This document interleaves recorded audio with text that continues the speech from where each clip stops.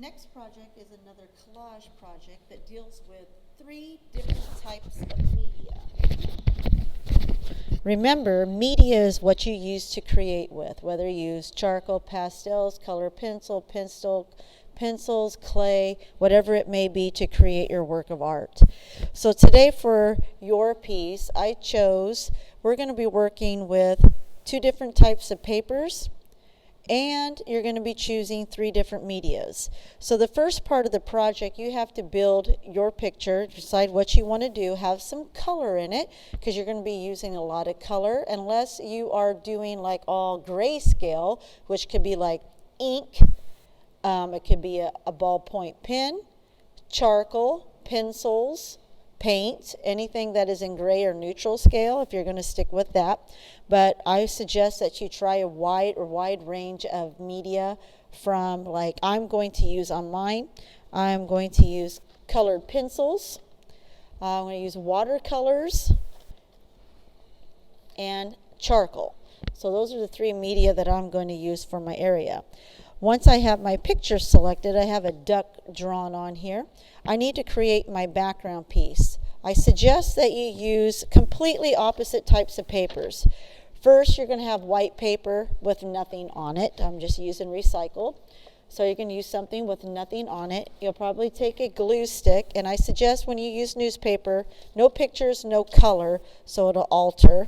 So get close to the edge, and again, when you're gluing, put it down on something so you can just do this, so you can get all of the edges and nothing on your design.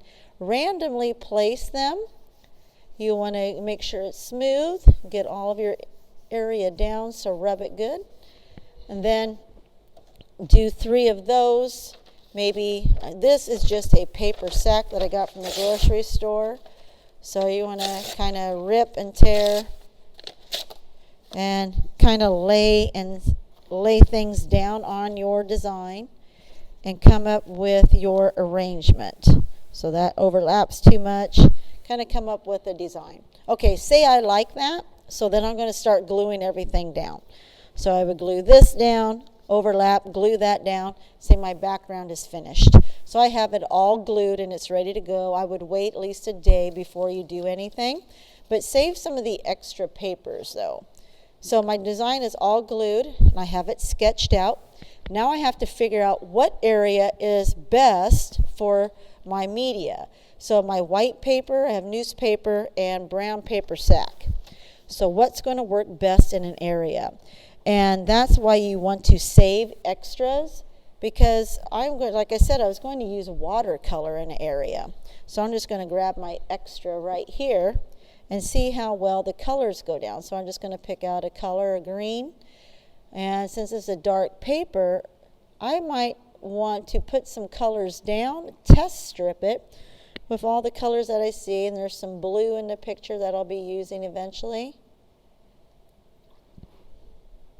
There's some grays, so I'm just going to mix to make the gray. Remember, you just dilute it. Now I'm going to let those dry and then see if I really like it or not. I might not like how it dries on this paper. So that's why you want to test. You know, the charcoal is going to work good on all of your places. Charcoal is going to work good no matter where you put it. So it's going to look nice on this. It's going to look nice on your newspaper, and it's also going to look nice on your white paper. And color pencils, you really can't go wrong with either. So color pencil might just look a darker, but that looks good on there. It's going to look good on white. It'll look good on newspaper also. It's just the color, the watercolors, it might be a little trickier, but I do kind of like how it's drying. So it shows me that I think it'll be just fine wherever I choose to put it. So after you have your practice swatches done, so you know what to put where, think about your picture. Where are you going to put your colors now? So on my white space, I think I am just going to use, all the whites are going to be watercolor. And I'm not going to label it on here. I'm just going to label it, you know, in an area that I know I'm not going to be touching. So watercolor's there. Color charcoal, I am going to put on the newspaper. So charcoal's on the newspaper. and the brown paper sack is going to be colored pencil. So I know everything. So when I start up in my corner, I know that that is a watercolor area, so that's where I'm going to start at. Maybe I do all my watercolor sections first and then move on to the next newspaper. So just for demonstration purposes, I'm just going to do this area. It's kind of a smoky gray, so I'm just going to do a little blue. And remember, when you're using watercolors, you want to have a clean palette. So I'm just going to put some smoky gray up in here. This might be a little too dark for me, so I'm just going to lighten it up just by adding a little water on my brush. If you overlap a little bit, it's not going to matter. And I have some over in this area, but I'm only hitting my white spacers. So this is going to be a different area. Right in here is going to be some trees and things like off in the distance. This top part is like my sky area. A little more blue in there. Okay, so I'm just going to kind of move on. So the blue area is very blurred in this area. So I'm going to build up a little bit of value, get a little darker green. Remember that you might want to let the area dry a little bit because you can see how it's bleeding, which is fine. Not too worried about it for demonstration purposes, but it might bother some people. So I'm going to put a little texture in there, make it a little darker. I added a little purple and a little black to make that green darker. It's because that's going to be a land area, so I'm going to do that little spot there too. So say I have all of my watercolor done. It would probably be best not to do charcoal next because of the powder. It might go on areas that I don't want, but just for today's purpose, I think I said I'm going to use charcoals on the newspaper section. So this was a light gray up in here. You can have handy Q-tips and paper towels for blending. Works really great. So I have my Q-tip handy. So I'm going to start up in this area where the sky is still continuing because there's some trees right in here. There's a little bit of land right in that area. I'm going to use the side. I'm just going to lightly pressure. Remember, best to wait till the areas next to it's kind of dry. And I just want a little grayness back there so I can blend it with my Q-tip on top of the newspaper. It works really well. Get around my edges. Just need a little bit more. You can see sometimes how I grab it on my actual charcoal if I just want a lighter, if I don't need a lot of value. So I'm just going to do a little around the edges for now. I would do the whole thing, but just for time purposes. There we go. Then I would start building up on my duck itself. He had his eye in here. I could put my values in. It's like darker on the sides.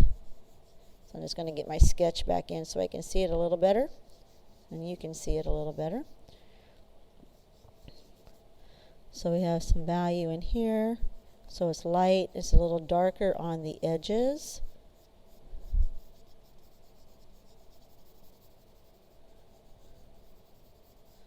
So I'm going to go with the darker areas first. And I need to make sure it pops off the page.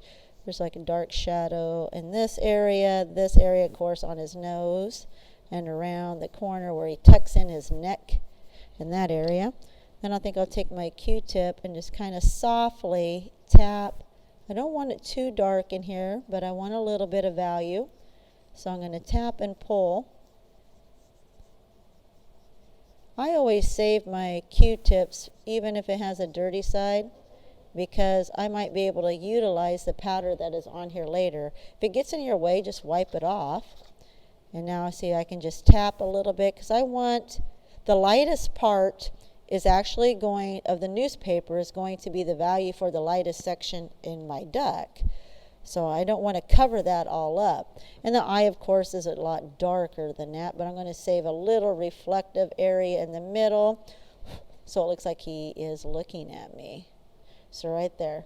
So I would do all of that area and then with that in my charcoal. My next area was color pencil, and I said I was going to do the brown in the color pencil. So I have to figure out where I left off at. compared, and I got to try to match. Let's see, this is mostly gray in that area, so I would pick out grays, and I'm going to use the black right now because I don't have any gray. So now all of this area is in colored pencil down in here. His body is like in oranges, so I would pick out colors that would match. You can see colored pencil is going to work really nicely on there. And then there's water over here for blues. So there's water for blues. So I can take like blue on this area here. There's some ripples, so I'm going to kind of sketch out some of the ripples in my water. This is grassy area. And I would just only hit the brown paper sack area right now. It's going to be a little darker in there close to the edge. I put a variety of blues in there if I want to. Blues, dark blues, purples if you want a little coolness. We can even add a little white. You can see white will look good on top. So I can do some blending. I don't have a lot in there right now. I would take a little bit more time so I can start blending some colors. When I use colored pencil, I like to use at least 2 to 3 colors in an area. If you're trying to make an area darker, sometimes it's not always best to use black in colored pencils, but pick out a color that is darker. Like this one is a deep blue. It has some black added in the blue. But there is times where you might just need a little bit of black. But just remember with colored pencils, as if anything you're using, it is just to help build it. It's not to cover. I just don't want, black has a tendency to make things a little muddy. So you can see how the color building is going to look really nice in that area. Then my grass. So now you can see kind of how the picture is all going to come together with your 3 different medias. Just plan of attack, how you're going to do this. Get your media laid down just by dropping your newspaper and pasting them. And make sure you have a good balance of newspaper to brown paper sack to white paper, so your 3 medias you can work with, and pick up medias that maybe you are very familiar with or very comfortable with to have a successful picture.